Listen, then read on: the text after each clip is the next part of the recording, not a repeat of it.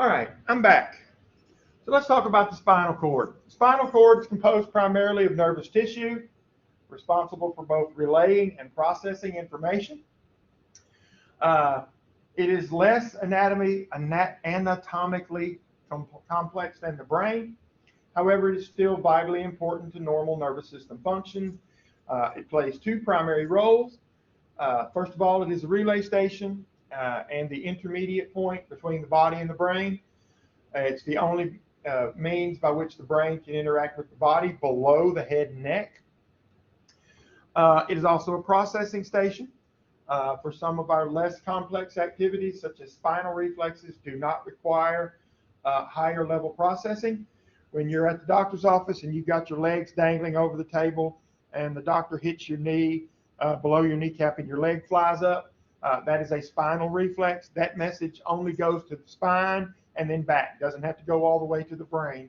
Yeah, your spine knows what to do with that one. The brain's meninges pass through the foramen magnum to provide a continuous protective covering for the spinal cord and the distal nerves at the base of the spinal cord. You have the same three typical meninges. You have the dura mater, the arachnoid mater, and the pia mater.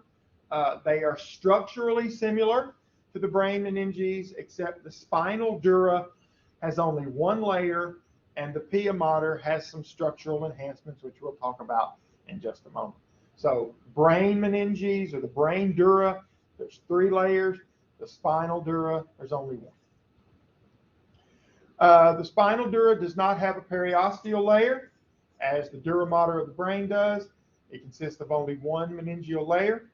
The spinal pia mater has added functions of anchoring the spinal cord to the vertebral cavity.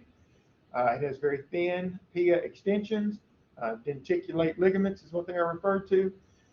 They pass through the arachnoid and adhere to the dura.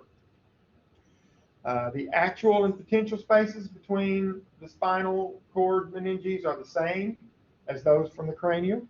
So you have the epidural space found outside the dura. The actual space is due to the absence of a periosteal dura. It's found between the meningeal dura and the walls of the cerebral or the vertebral foramina. This space is filled with veins and adipose tissue and cushions and protects the spinal cord. The subdural space is again only a potential space, like the epidural space that surrounds the brain. This is where the dura and arachnoid are normally adhered to one another. The subarachnoid space, again as its name implies, is found below the arachnoid but above the pia. It is filled with cerebrospinal fluid. The base of the spinal cord contains a large volume of cerebrospinal fluid. This is a useful site for withdrawing samples for clinical laboratory testing. If you've ever had a, quote, spinal tap, this is where they go. They insert the needle into the subarachnoid space to withdraw the cerebrospinal fluid. Again, there is the cross section showing the dura, the subdural space, the arachnoid mater, the subarachnoid space. The pia is the sort of tan colored drawing which is found underneath all of those blood vessels. Again, there is a cross-sectional area showing it from looking down. Again, here is the epidural space with the adipose tissue to give it some cushioning. Then we have the dura, the subarachnoid space, or excuse me, the arachnoid, then the subarachnoid space, the denticular ligaments right there, denticulate, and then the pia mater right around the column itself. Epidural anesthesia and lumbar punctures. Anybody ever had an epidural or a lumbar puncture? Anybody enjoy having an epidural? But the epidural or spinal anesthesia is a local anesthetic medication which is injected into the epidural space through an inserted needle.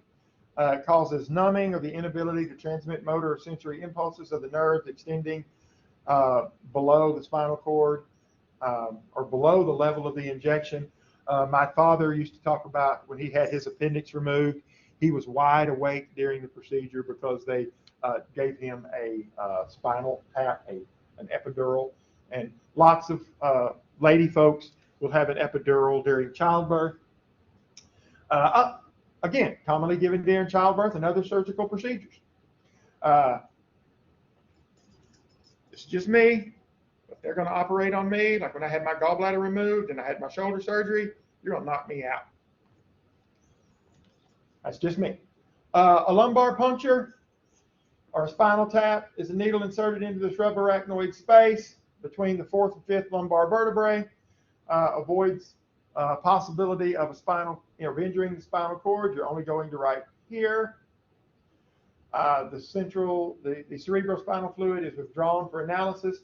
It's used to assess conditions like meningitis, encephalitis, and multiple sclerosis.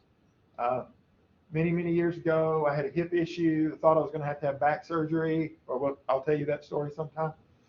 But I went to have a lumbar puncture for an epidural steroid injection, and the doctor who was inserting the needle right here started talking about the amount of arthritic buildup I had, and I could literally hear, the needle crunching over the arthritic buildup between my fourth and fifth lumbar vertebra. And even though it didn't hurt, man, that hurt. External spinal cord anatomy. The spinal cord extends proximally from the foramen magnum to the region between the first and second lumbar vertebra. The structural features of the spinal cord are as follows, and we'll talk about those. The posterior median sulcus is narrow, whereas the anterior median sulcus is wide. The posterior median sulcus follows the entire length of the spinal cord on the back side, the anterior on the front side. So we got the posterior back, anterior front. The conus medullaris is the cone-shaped distal end of the spinal cord. The frenulum terminale occurs between the first and second lumbar vertebra. It's composed of the spinal pia, which is a thin layer of the pia, continues through the vertebral cavity to form an anchor and attaches to the first coccygeal vertebrae. The spinal cord has two enlarged regions. There is the cervical enlargement and the lumbar enlargement. At this point, the nerve roots arise from these enlargements, fuse together to form the spinal nerves that serve the upper extremities, the cervical, and the lower extremities, the lumbar. The spinal nerves are components of the peripheral nervous system, which we will talk about in the next chapter. They carry sensory and motor impulses to and from the spinal cord. The posterior and anterior nerve roots are projections visible on each side of the spinal cord between the vertebrae. The roots of the spinal cord extend inferiorly from the conus medullaris and fill the remainder of the vertebral cavity.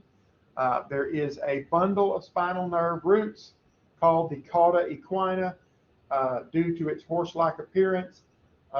In Latin, cauda equina literally translates to horse's tail. Again, there is the spinal cord showing the cervical enlargement for nerves that serve the upper arm, the lumbar enlargement showing for nerves of the lower limbs.